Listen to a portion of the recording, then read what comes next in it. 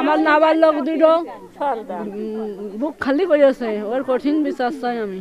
নিখোঁজের 7 দিন পর যুবকের মৃতদেহ মিলল সেফটি ট্যাঙ্কের ভিতরে। কি করে ওর মধ্যে আমি ডুবি খেয়েছে।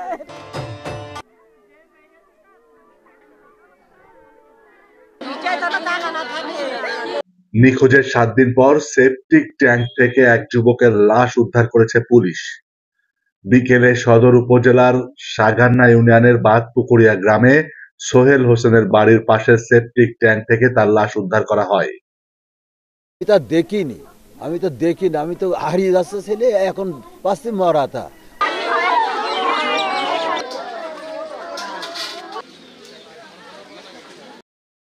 মৃত রুবেল হোসেন সাগান্না ইউনিয়নের বাঘপুকুরিয়া গ্রামের পিন্টু মিয়ার বড় ছেলে।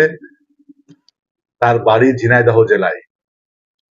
তার স্বজনরা জানায়, গত শনিবার অর্থাৎ 11ই জানুয়ারি বাড়ির পাশের দোকান থেকে রাত 9টার সময় বাড়ি ফিরছিল। তার বন্ধুরা সবাই বাড়ি চলে গেলেও সে বাড়িতে আসে না।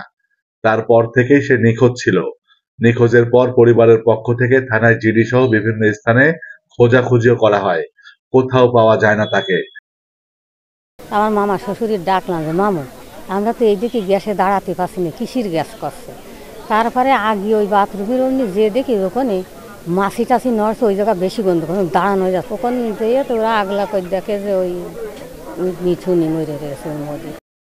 সকালে সোহেলের বাড়ির কাজ করছিল মিস্ত্রিরা। এ সময় ওই বাড়ির পেছনে সেপটিক ট্যাঙ্ক থেকে দুর্গন্ধ বের হলে টের পায় নির্মাণ শ্রমিকেরা। পরে ঢাকনা খুলে রুবেলের লাশ দেখতে পেয়ে পুলিশে খবর দেয় তারা।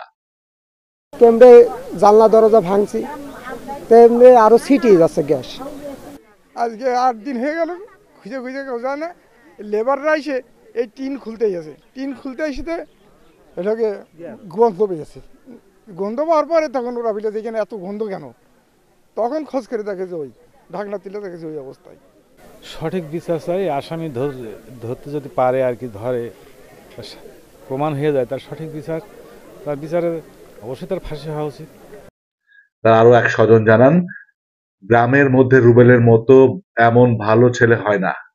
আমরা বিশ্বাস করতে পারছি না রুবেলের কেউ শত্রু আছে, তাকে কেউ এভাবে খুন করতে পারে। তাকে যেই খুন করুক খুঁজে বের করে দৃষ্টান্তমূলক শাস্তির দাবি করেন তারা।